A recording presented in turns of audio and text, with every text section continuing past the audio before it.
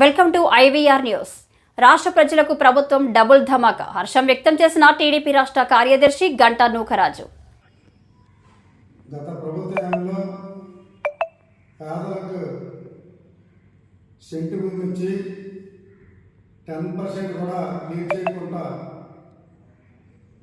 ఎవరైతే ఇల్లు కొట్టుకున్నారో ఇల్లుకి కూడా 1,80,000 రూపాయలు ఇచ్చి ఈ నడ్డి వేసినటువంటి ప్రభుత్వం మన అధికారంలోకి వచ్చిన తెలుగుదేశం పార్టీలో డబుల్ ధమాకా అనేటట్టు ప్రజలకి ఈరోజు పల్లెటూరులోనైతే 3 సెంట్లు, పట్టణాలనైతే పేదలందరికీ 2 సెంట్లు, అలాగే ఎవరైతే సొంతగా ఇల్లు కట్టుకుంటారో వారికి 4 లక్షల రూపాయలు ఇవ్వటం అనేది ప్రజాస్వామ్యంలో మరి నారా చంద్రబాబు నాయుడు గారు తీసుకున్నటువంటి ఈ నిర్ణయం ఈ ఆంధ్ర రాష్ట్రంలో ప్రజలందరూ కూడా హర్షాలు తెలియజేస్తున్నారు. ఎందుకంటే ప్రభుత్వం ఒక సైడ్ ఇసుక పీగిస్తూ పెన్షన్లన్నీ కూడా పెంచుతూ అనేక సంక్షేమ కార్యక్రమాలు చేస్తూ మరి పేదవాడి కాళ్ళు నెరవేరాలంటే మరి కూడు నీడ అనేటట్టు ఈరోజు ప్రభుత్వ పరంగా మరి తీసుకున్న నిర్ణయం ప్రజలందరూ కూడా హర్షిస్తున్నారు, అన్ని పార్టీలు కూడా హర్షిస్తున్నారు.